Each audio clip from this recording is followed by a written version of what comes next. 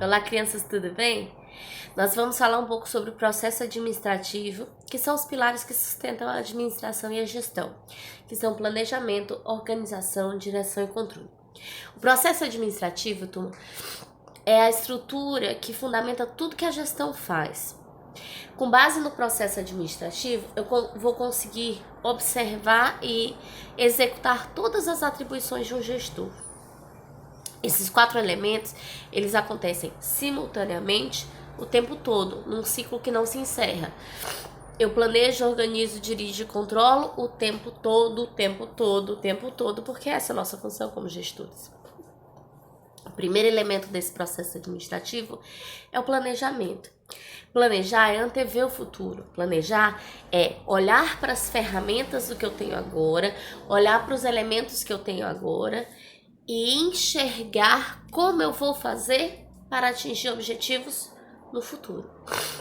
Quando eu falo de planejamento, eu estou falando de traçar etapas, estabelecer elementos, estabelecer recursos, estabelecer pessoas, processos e procedimentos para alcançar objetivos que também devem ser estabelecidos e aclarados desde os planos, dos planejamentos.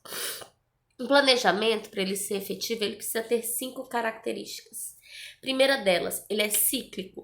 Encerra um planejamento, começa outro. Esse planejamento, ele vai sempre considerar períodos de tempo. É um planejamento de um ano, ao final de um ano eu faço outro.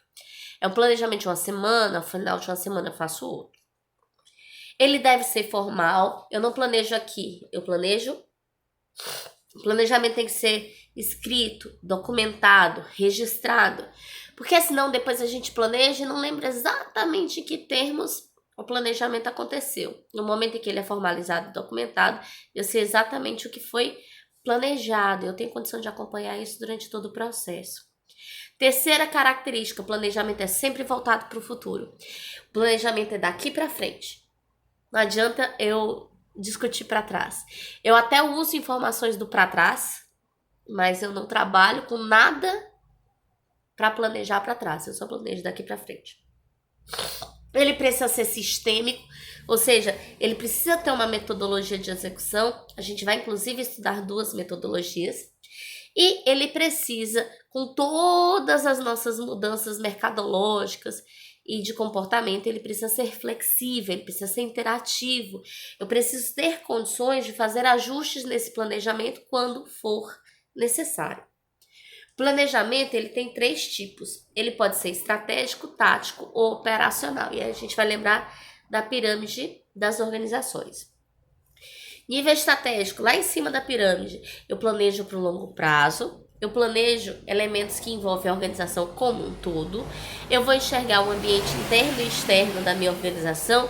E eu vou considerar a sinergia de tudo que acontece dentro da minha organização para planejar.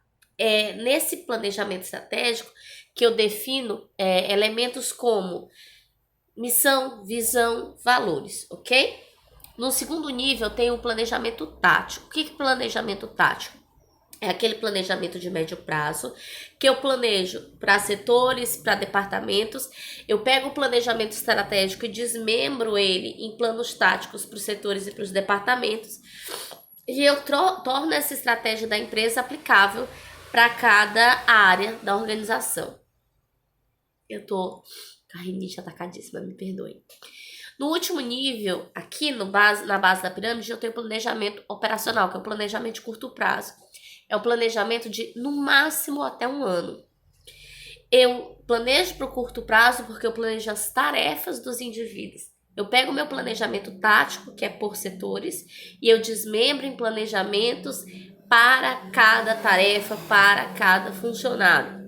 E aí eu vou estabelecer quais são as metas para cada indivíduo, para que dentro daquela função que o indivíduo exerce, ele alcance os resultados esperados para o nível tático, que é para os setores e departamentos, e para que eu consiga alcançar missão, visão e valores da minha organização. Nos nossos slides, eu trabalhei 2 técnicas de planejamento, o brainstorm e os 4 Qs e um POC. O que é o brainstorm? Brainstorm em português é tempestade de ideias. O brainstorm é uma ferramenta que permite com que eu utilize um grupo heterogêneo de pessoas, ou seja, pessoas que pensam diferente, de setores diferentes, de áreas diferentes. E eu abro um tema para discussão, para ser planejado, para ser discutido. E cada indivíduo tem o direito de dizer qualquer coisa, dar qualquer ideia, e todas as ideias serão registradas sem qualquer avaliação ou comentário a respeito. Eu não vou dizer, ai, que ideia boa, ai, que ideia ruim, porque eu preciso estimular que as pessoas se sintam à vontade para falar tudo que lhes vier à cabeça. Quanto mais eu permitir que isso aconteça, melhor é o meu brainstorm. Eu posso ter uma tempestade de ideias, um brainstorm, gerando 5, 10, 20, 50 interações por indivíduo. Isso não tem uma regra. A única regra é não fazer julgamentos, que é para deixar as pessoas à vontade para participarem do brainstorm. E aí, eu trabalho com vocês também a ferramenta dos 4 Qs e um POC, que vocês vão encontrar em alguma bibliografia como 5W e 2H, que é basicamente a mesma coisa. A diferença entre os 4 Qs e um POC, 5W e 2H, é que 4Q e um POC é em português, 5W e 2H é em inglês. Eu já disse para vocês que eu não vou exigir de vocês conhecimento da língua inglesa, então a gente vai falar dos 4 Qs e um POC. São 7 perguntas que, respondendo da forma mais detalhada possível, eu faço um planejamento. O que eu estou planejando? Qual é o assunto? Qual é o tema do meu planejamento? Quem são os indivíduos ligados ao que eu estou planejando? Quem vai fazer o quê? Quais são as pessoas que estão vinculadas e terão atribuições nesse planejamento? Quando isso vai acontecer? Qual a duração de tempo? Quando começa? Quando termina? Qual turno? Qual horário? Desculpa. Quanto eu vou destinar de dinheiro, de recursos materiais, de recursos financeiros, recursos de maquinário, de matéria-prima para executar essa tarefa que eu estou planejando. Já foram os 4 Qs, né? Agora um P, um O e um C. P de por quê? Por que eu vou fazer isso que eu estou planejando? Qual é a importância? Qual é a relevância? Qual o contexto? E aí eu vou fazer um porquê bem detalhado.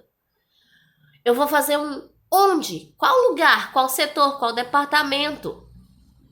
E por fim, como? No como, eu vou descrever cada etapa de como isso vai acontecer.